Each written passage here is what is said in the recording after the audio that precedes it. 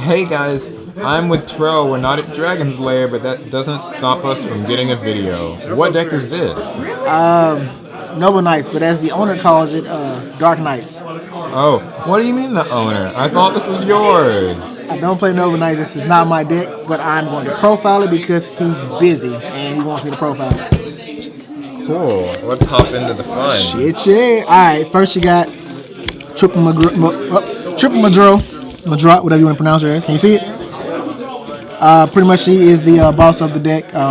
She gets the specials off. She makes your big Exceeds plays happen.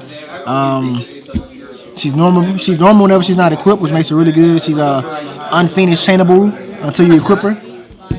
Madra is a girl, and you will take it as such. It's my bitch. Hey, don't interrupt me. How dare you? Okay, back to the deck for crap. Triple Madra, gotta run 3. She's a special summoner. She makes shit happen. Triple boards. This game is all about searching and hand and card advantage. Boards give you just that. You pretty much allows you to get one of your noble arms to the hand, and the rest go to the graveyard, which is just broken as shit because your other monsters can equip them from the graveyard in some form or fashion. So, gotta run triple. And once again, it's another normal monster until it's equipped. So, yay for normal monsters. Double Driston. I like Driston. Driston has these effects that people don't even pay attention to. Anyway, whenever Driston is equipped, it pops a card. So spot removal is always the best shit in the world. But Driston also says while you control another Noble Knight monster, your opponent cannot target your monsters with less. Pretty much anything with 800 less attack, they can't target. They have to target Driston. So Driston's really good. Okay. So yeah, got it. Only 2 though, because 3 is just too much. He's still light, even whether or not you equip him, he's still an effect monster.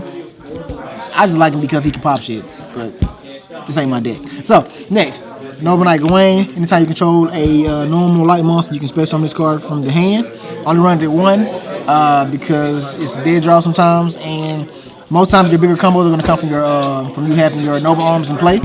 So he doesn't get as much play as you want him to, but he's good for that quick rank 4 exceed. So, gotta run him. How do you guys pronounce this? Gualcheved, whatever you want to call it. One of the weaker ones, but his effect is pretty good. It returns a Noble Knight from the graveyard to the hand. There's pretty much an OTK with this, so you got to run it at least at 1. You don't want to rely on the OTK, so that's why you don't run it at more than 1. And his effect is kind of slow, so you pretty much, they say once again, you don't run more than 1. You can get this back and go into a quick rank 4 exceed if you want to, but he's only good for that. He uses 1 Imperator, pretty much. It's an on-field monster, which is always good. It also becomes dark and increases the level by 1 when it's equipped. And anytime it's sent to the graveyard, you add a noble armor from the graveyard to the hand, which is really good if you're using noble armors that can't be brought back from the graveyard, like Excalibur. This bitch is probably the best card in the deck. I fucking hate her. When she goes on a light monster, that monster pretty much can protect itself. When she goes on a dark monster, it becomes a canister. Also, she can equip herself once per turn from the hand or the graveyard to a monster. She counts as a spell card, so she can equip to Driston and get his effect. She can equip to Madro and get his effect, boards, etc., etc. She's a recurring factor, and Yu-Gi-Oh! Should not have recurring factors. She's probably the best card in the deck. Only run her at 1 because you have other noble arms. You don't want to run too many equips, and she's pretty weak by herself. Runs 1 Thunder King just because for the stun factor, you don't want your opponent adding. You don't have to add. You can do a lot of special summoning, and also you can negate an inherent summon, so you got to run it. Runs 1 Doom Cow, kind of forces your opponent to play around it or to waste off an effect on it. Doom Cow is actually really good. I actually like the tech. It's just a 1-of, which is good. If they're going to waste a Veiler or Maxi, that's fine. That's 1 less that you got to worry about. So got to run that. Triple Veiler, not going to say shit. It's Triple Veiler. That's it for the monsters. It's a lot of them. I didn't count them. We're not going to count them. You can count them. Spells, Double Destiny. Pretty much protects the monster twice. Well, once that they got to try to kill it twice. Really good, really good. Not gonna say much else. That's weird. He runs 2 Excalibur. That's probably one of the best equips in the fucking deck. They can't target. This is the only one that doesn't come back from the graveyard when it's sent to the grave. But when it's on the field, that monster can be targeted, and most effects in Yu-Gi-Oh! Target. So.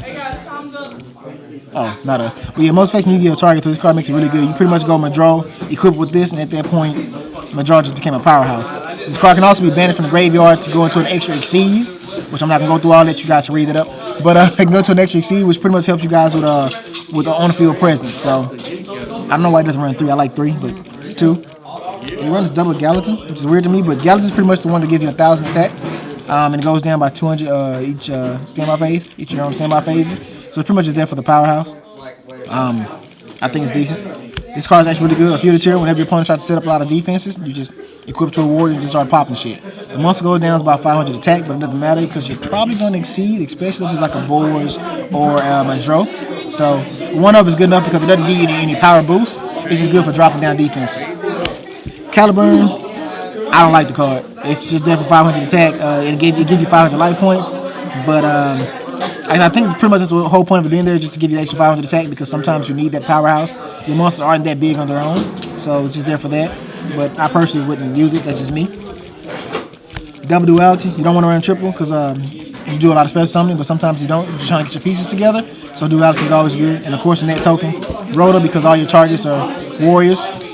So you got to run that. This is pretty much this is your third duality. Like I said, you don't want to do too many dualities because sometimes you're going to do a lot of special summoning. Triple MST because you got to. Double lance for those big plays that you just got to push through. So even if you lance your monster while they're equipped, they just don't get the effects of the equip, but they're still equipped there. So this is really good. Book, it's a nice little meta call. Dark Hole. Dark Hole's really good. Dark Hole with a monster with Destiny. Fucking doing a deck profile here. Alright, Dark Hole with a monster with Destiny is really good. That's it for the spells. Traps. I'm not even gonna say shit. That's it for the traps. Alright. Quickly, I'm gonna go to the extra deck. Because there's an extra deck and I didn't see it. I mean, how long is this? Too long? No, it's fine. Sure it is. Anyway, one Igno overnight of what High Lancelot, the fuck ever.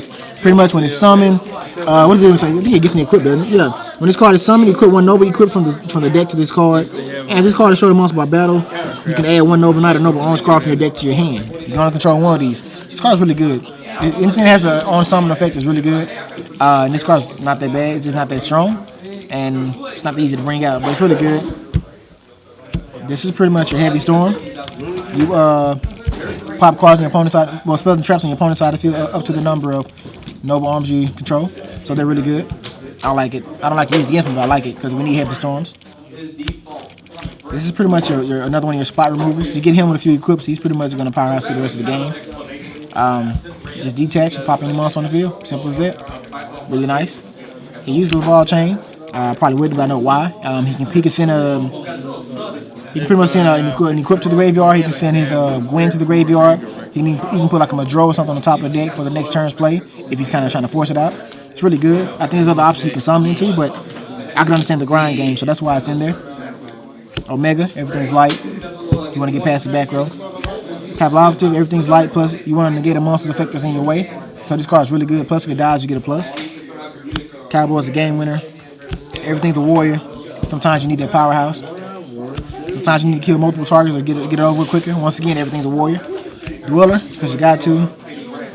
Bronchosaurus, because of course, like I said, your monsters become level 5s when they're equipped. And last but not least, since you run rank 5s, you gotta run the one Thunder Charger. And that is it for the deck profile. That was really cool. So since you play this deck a lot yourself, what would you say about Noble Knight's position in the meta right now?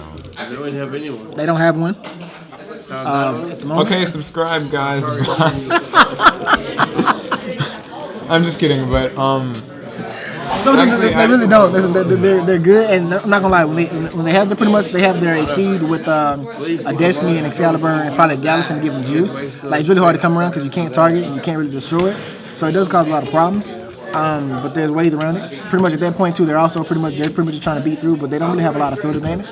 Their equips are pretty much their field advantage, and so it does leave a lot of room for protection, which they kind of need in this game of swarm and spot removal. So they just kind of fall short of a lot of other decks that can play the same game that they're playing, but just a little bit better. Well, guys, if you want to see a Noble Knight duel in action, get this video to 50 likes, and I'll upload a duel with that deck. Also, I won't be playing it though. Also, subscribe if you like this, leave comments with your thoughts, and thanks for watching.